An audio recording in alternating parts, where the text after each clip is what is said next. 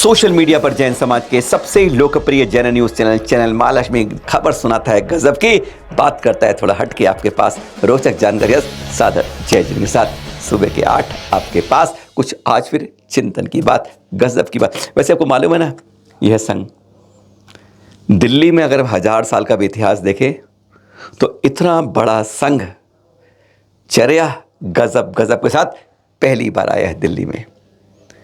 अब पूरा देश जान गया इस बात को कि इस नगरी में भी एक चतुर्थकालीन जंगल वाली चर्या वाला आजकल विराजमान है जागृति एनक्लेव दिल्ली के अंदर। अभी तक हम सुनते बहुत थे कि एक मछली वाले ने गुरुजी गए थे उसके अंदर, तो उसने क्या कर आज से मछली का हिंसा कार्यक्रम में छोड़ दिया, करोड़पति कारोबार छोड़ दिया उसने, इतना बड़ा कारोबार था। फलाना गांव में गए तो वहाँ पे कुछ लोग आए, 20, 25, 50 लोग आए, उन्होंने कह दिया हम अपना हिंसा की बात छोड़ते हैं, अभक्ष्य छोड़ते हैं। गजब की बात होती थी। एक जगह रास्ते में विहार करते करते आचार्य श्री बैठ गए तो उस शिला के ऊपर ही उसने किसी को देने से मना कर दिया, उसको अपने पास रख के उसे पूजने लग गया। और कहते हैं उसको पूछते पूछते उसको समृद्धि हो गई। सुनते बहुत आए थे, वीडियो बहुत देखे थे, पर लगता था कुछ हमारी दिल्ली में क्यों नहीं होता है। आपको लगता है हैरानी होती है। बस ऐसा ही हुआ। रोज पिछले 1 माह से लगभग हमारे यहाँ आचार्य श्री सुनील सागर जी मुनिराज का संघ विराजमान है जागृति एनक्लेव मंदिर में। तो वहाँ के जो आसपास के लोग हैं वो देखते हैं, जैन भी हैं, आधे से ज़्यादा अजैन लोग भी हैं उस कॉलोनी के अंदर, और वो चर्या देखते हैं, रोज़ इधर से जा रहे हैं इधर से जा रहे हैं। भाई 55-60 पिछले का जो संघ होता है तो हर समय किसी न किसी का आना जाना लगा रहता है। देखते कैसी चर्या है, क्या है हालत देखकर। कल ऐसे ही 10, 12, 20 लोगों ने कह दिया जो वहीं आसपास मंदिर रहते थे कि अब हम जब तक ये महाराज यहाँ पर संघ विराजमान है हम कोई भी अभक्ष्य घर मर नहीं लेकर आएंगे। हैरानगी हो गई इस बात को सुनकर। यह सुनने के बाद लोगों से मन एकदम बाग हो उठा। पैर अब जमीन पर नहीं पड़ रहे थे, मंदिर की ओर प्रवेश कर रहे थे। लेकिन मंदिर में प्रवेश करते करते आज तो आंखों में जैसे आंसू आ गए थे। हैरानगी की बात हो गई थी। चौकीदार जो 2006 से जब से मंदिर बना ना, यहाँ पर है गोकुल प्रसाद शुक्ला, हाजी खुजराव के पास है जगह, वहाँ से आया था और तब से यहीं चौकीदारी कर रहा है। चंद हजार तनख्वाह पाता होगा। कल शाम को वह पहुँची गया आचार्य श्री के पास और उसने अपनी रुकती अटकती फड़फड़ाती आवाज़ में क्या कह दिया, सचमुच देखकर आचार्य श्री भी जो कभी किसी को देखते, एक बार उनकी आंखें भी ऊपर उठ गई और मुस्कुरा उठे। हैरानगी की बात है कि बड़े बाबा की भक्ति करते करते आज पूरा क्षेत्र ना उनको ही आज सुनील सागर जी मुनि महाराज को बाबा कह के पुकारते हैं यहाँ पर सारे जने। उनकी ऐसी बात देखकर उसने क्या कहा, हैरानगी की बात हो गई। चंद हजार के रुपए पैसे पाने वाला क्या बोल सकता है, आप भी नहीं सोच सकते कि इतनी हिम्मत, जिनके पास कोई जा नहीं पाता, समय नहीं मिलता है, कभी चंद 2 मिनट विहार करते हुए ही बात कर पाते हैं। और फिर उसने क्या कहा, एक बार वह सुनाते हैं। आंखों में आज जो हमारे से बात हुई, आंखों में आपके आंसू नहीं आते तो क्या बात किया। 17 साल से दिगंबर जैन मंदिर जागृति एनक्लेव की चौकीदारी कर रहे गोकुल प्रसाद आपके सामने। इसके जेब पर आप पढ़ भी रहे होगे नाम, श्री दिगंबर जैन मंदिर जागृति एनक्लेव। पिछले कुछ समय से जब आचार्य श्री सुनील सागर जी महाराज की चर्या देखी है, देखिए किस तरह मन बदलता है। जैन नहीं है लेकिन भावों में इतना जैन हो गया है कि इसने कहा मैं चाहता हूँ कि एक दिन का जो चंचला लक्ष्मी को पे ऐसे कर लूँ। कितनी तनख्वाह मिलती होगी बेचारे को, चंद हजार रुपये, पर इसने कहा मैं एक दिन का यहाँ के लिए दूध और दही की व्यवस्था मेरी तरफ से होनी चाहिए। सोचने वाली बात। और यही नहीं, इसने कहा कि मैं आचार्य श्री के संग में पड़गाहन करना चाहता हूँ। आज जो मुझे छोड़ना होगा मैं सब छोड़ चुका हूँ और छोड़ दूंगा। तो सुनिए इसके भाव गोकुल से। गोकुल, तुम यहाँ कब से काम कर रहे हो? 17 साल होगी। और आज तुम्हारे भावना क्या आ रही है, तुम क्या कहना चाहते हो? मैं ये कहना चाहता हूँ कि बाबा की सेवा करते करते मुझे 17 साल हो गई। अब मुझे इतना मौका तो आप और बाबा को देना ही चाहिए। क्या मौका देना चाहिए? बस इतना सेवा करना। हाँ, किस तरह, क्या चाहते हो तुम? मैं ये चाहता हूँ कि एक दिन का जो दूध दही का खर्चा होता है वो मेरी तरफ से रहेगा। वो रहेगा तुम्हारे से? थोड़े से तुम्हें पैसे मिलते हैं तब तुम्हारे में ऐसे भाव कैसे आ रहे हैं? बाबूजी उसी में बाबा जो है मेरे को देते हैं। मुझे चाहे वो 10,000 मिलते हैं, 2,000 भी मिलेंगे, तब भी मैं करूँगा और उनकी सेवा जरूर करूँगा।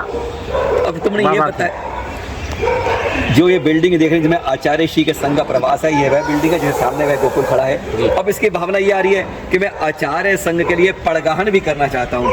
ये तुम्हारे मन में कैसे आया कि लोग कहते हैं आज देश में दिक्कत आती है, लोग आहार नहीं कर पाते, लेकिन तुम्हारे अंदर ये भावना कैसे आ रही है? ये तो बाबा की कृपा है, मेरी कुछ भी नहीं है, ये शरीर भी मेरा नहीं है, ये बाबा का ही है। सुना आपने? आंखें भर भर आती हैं। छोटा सा चौकीदारी चंद हजार रुपये कमाने वाला कहता है मैं आहार दान के लिए एक दिन के लिए जितना दूध दही का खर्च संघ का होता है मेरी तरफ से होना चाहिए, जो दूध आप लाते हैं चौके लिए हम देंगे। कितनी बड़ी बात कह दी उसने।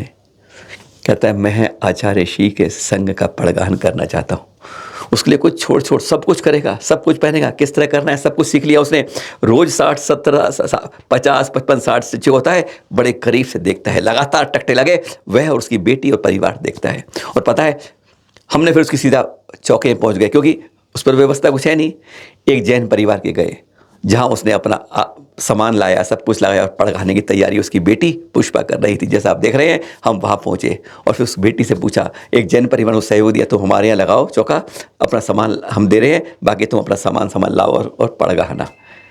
कैसे सीखती है। और जब हमने बेटी से पूछा कि तुम कैसे लगाओगी, कैसे छोड़ पाओगी, 1 साल का कहेंगे महाराज रात्रि भोजन त्याग है, जिमीकंद खत्म करना पड़ेगा, आलू जो रोज़ खाती है वो भी छोड़ना पड़ेगा, लहसुन प्याज छोड़ना पड़ेगा, कैसे कर पाओगे। सीधा हमने बात करी उससे।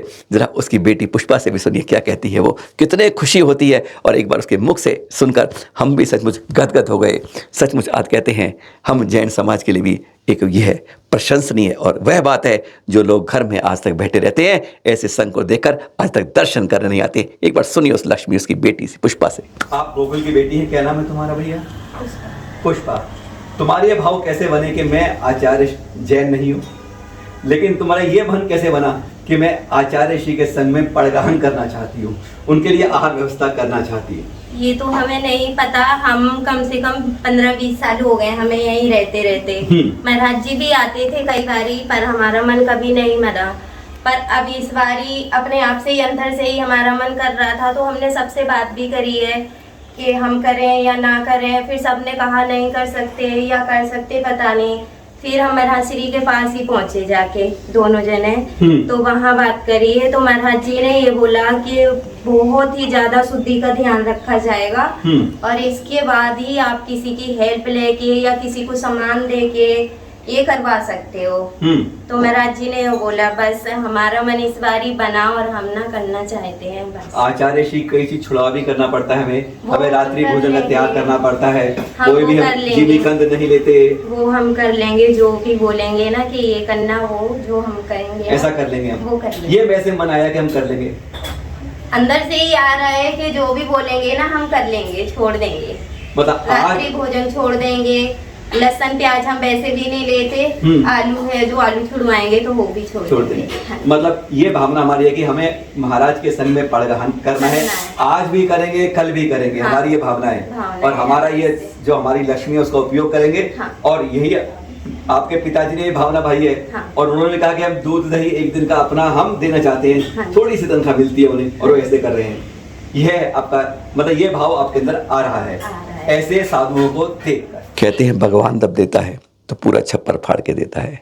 सचमुच अब हम मंदिर से हम निकल के जब ऊपर गए उसके पास पुष्पा से मिले, उसकी बेटी से वापस आ रहे थे, हम प्रवचन हॉल में प्रवेश कर रहे थे कि बाहर 3-4 भाई जिनको विशेष रूप से बुलाया था कि भाई जो बाहर से अतिथि आते हैं, बहुत लोग आते हैं, वो उनके लिए कि भोजन परोसने में तुम सहायता कर दो। ऐसे 4 लड़के थे और उन चारों से मुझे मिले तो एक हमारे सामने खड़ा हो गया और उसने बात की। उसको देखकर भी हैरान हो गए।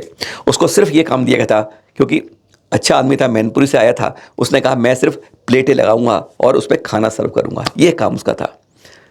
4-5 दिन तो उसने ये किया और हम उसको देखते अब मेज साफ़ करता है, नीचे ज़मीन साफ़ करता है, पोंछा लगाता है, सामान उठाता है, सारे काम करता है। कहता है जब उसने कहा हम आपके बाबा को देखते हैं तो मन करता है सारे काम इनके करें। अरे तो हम तो चाहते हैं इनके कमरों की भी सेवा करें।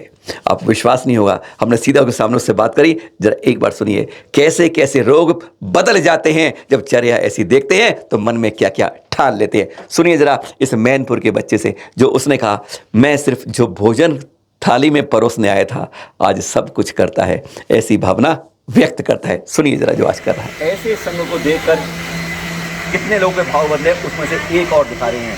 ये मैनपुरी से सुभाष हैं। इनको यहाँ व्यवस्था के लिए दिया गया था कि तुम रसोई के अंदर जो आने वाले अतिथि हैं उनकी भोजन की सामग्री को तुम यहाँ परोसा करोगे। लेकिन जब इसने संघ को देखा, ये आपके सामने खड़ा है, इसने भाव व्यक्त कर दिया, कहता ऐसे संघ को देखकर अब मैं गुरुवर के चरणों में जो भी अतिथि है, मैं उसके कोई भी काम हो, सफाई हो, कुछ हो, वह करने तक को तैयार हो जाते हैं। ऐसा परिवर्तन होता है इस साधु संघ को देखकर, उसकी चर्या देखकर। कहते हैं जब ऐसे साधु हैं तो हम क्यों नहीं कुछ काम कर सकते। केवल खाना लगाने के लिए रखा था, आज वह सब काम करता है, बड़ी खुशी से करता है। कहता है ऐसे संग हो तो हमें कुछ भी करने को हम तैयार हो जाते हैं। कभी जीवन में नहीं किया, पर ऐसे साधु को देखा है तो हम सब कुछ कर सकते हैं। ऐसे गुरु का हमें रोज आशीर्वाद मिलता रहे, यही भावना आता है ये सुभाष, जो मैनपुरी से यहाँ दिल्ली के जागृति अंजलि में आया है। आपके विश्वास नहीं होता ना, यही कहते हैं जब ऐसी अनुपम अद्वितीय चर्या मिलती है। अरे कई लोग आज भी दिल्ली के ऐसे हैं जो अभी तक दर्शन करने ऐसे संत के नहीं आए। आज साफ फिर एक बार कहते हैं आपसे, एक बार दर्शन करोगे असंख्य कर्मों की निर्जरा कर पाओगे। ऐसी चर्या फक्कड़ वाले बाबा के संग की है। एक बार आप देखिए, सुबह 4-4:30 से शुरू होती है, रात को वैयावृत्ति चलती है लोगों की। दिन में मौन रहता है, स्वाध्याय होता है, कोई आपसे चर्चा फालतू नहीं होगी, कोई आपकी शंका का समाधान नहीं होगा, उल्टी सीधी बातों का कुछ नहीं होगा। देखते रहिए, देखते रहिए।